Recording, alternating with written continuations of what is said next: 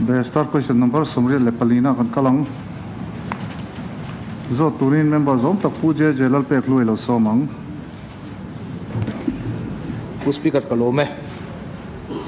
Art and Culture Department Changtu Minister Pusilal Soivunga Chhanna ka Zawhna chu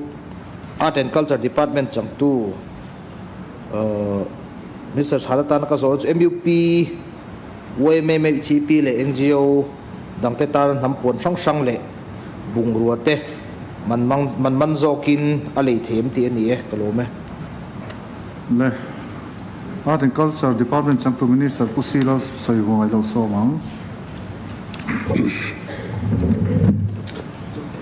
Speaker Zawttu Bialtu Zawhna Chhanna chu tiang hian ni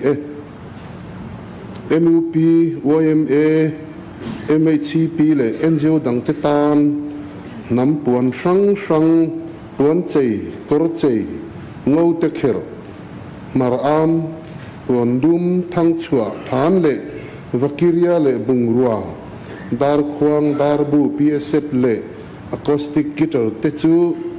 adil tu ten za som ni panga tumin an lei theih ani ti ni Lomome Zawhbelhna Zawturin member Zawhbelhna RM Chakma awlsam Speaker Kalome kan Art and Culture Minister Sangtu ulal soibunga sanatan ka Zawhbelhna chu hetiang Hnam puan hrang tia khan sakma puan te bru puan te hititel ve aniem ani lo suan ang bangeng ti ala titel lo titel theidan omangem ti kha jot vele Zawhbelhna Zawturin pi Baryl-i sangi awlsam Speaker Kalome Art and Culture Department Changtu Minister ka Zawhbelhna te Falkawna zokhua ti changtlung tura malak mek hi engchenia kalpui ani to ti le ti changtlung tura ruam man na hian engtinge huam ti ani Zawhbelhna Zawturin member Zawhbelhna Ramthanmawia papuya awlsam Speaker Kalome Art and Culture Minister Zawhbelhna Chhanna kumsang ni somni pali somni panga khan Darkhuang hi engzan nge Art and Culture Department hian a pek chua ka Zawhna chan po ni kum khan kan dila kan min pelowa min pe theilowa an lo nei lo reng nge ti kha kan zo chan ani Zawhna Zawhbelhna pathum kan lata a no sei kan member Zawhbelhna ba ta hi Zawhna sapo khan chang to lawa bonus ang rengin din saw le ramang hiam Speaker Kalome ka Zawhbelhna chu hei hian Art and Culture Minister Zawhbelhna Chhanna tan Mizoram allocation of business rules angin music hi Art and Culture Department chan alan zelem ti ka Zawhbelhna pakhat na ni pani na chuan Leitlangpui Music Festival kha Art and Culture Department rot chhuale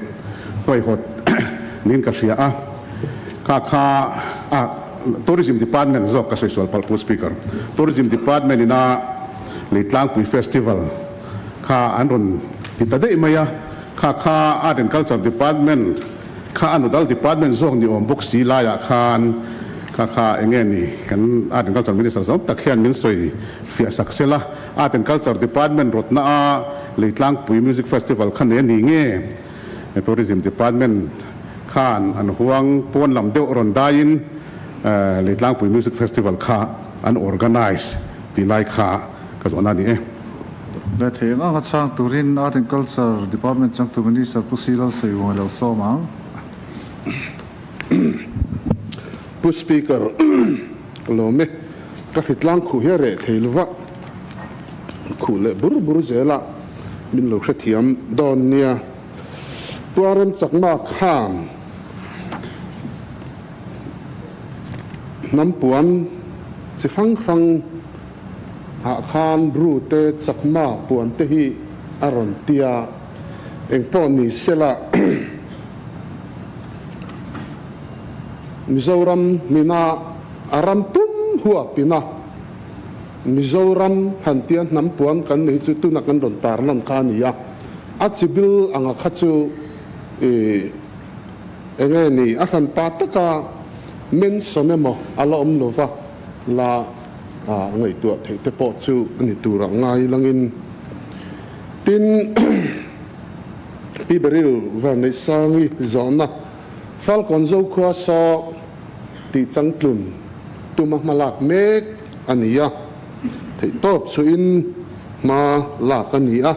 tuna kan nei so abei tham em so tiang lo deuh son jani ya bot sai chei tum mek ania he tun chap char ku ta po khan ni lai salaya ku te po kan pa manga enge ni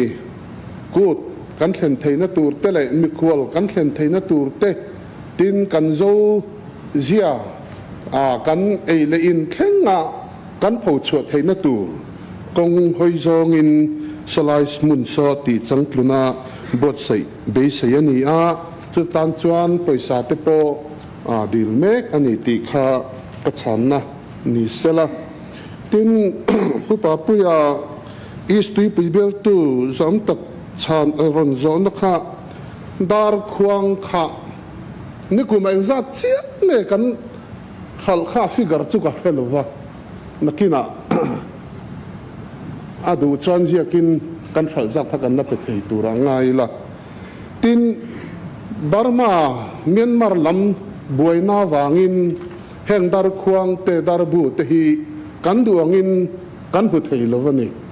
achan chu Darkhuang te darbu te hi ange ni Buddhist mong ho hi asiam tu bul puyan nia wangin kan lang lu na ber kha abuaya wang khan kan duang kan hu thei lova hei tuna hian kumina hian kan budget kan paisa nei atangin somni don ve chu kan han cha vai hian alo thleng thei tura te kan han be se chu tiang le chau chu kan ni kha ni kum lama alo chang lo kha poi khop mai lo thlen hu na chang tawang tin pura ba Romawia hachek bial tu zong takina aron Zawhna kha music hi allocation of business angin art and culture nuaya oma fine arts tin kan hriat lar dana nia ta son azir du te tan zir thei reng ania ziran reng boka tin chu mi piala ma chon nam lam te po ania khang kha local chho pui zel ani ti kha kan soi du tin Leitlangpui festival Chungchang hi tribal affairs nuaya hian heng tribal te tana festival ti theina chi hrang hi aom ve ni delia chu ren hre takin kan ni tourism department te hian tribal atanga tribal mi te festival man na tur poisa kha an dil chuak hlang maya chu tiang chuan lung Leitlangpui festival te po kha buat sei ania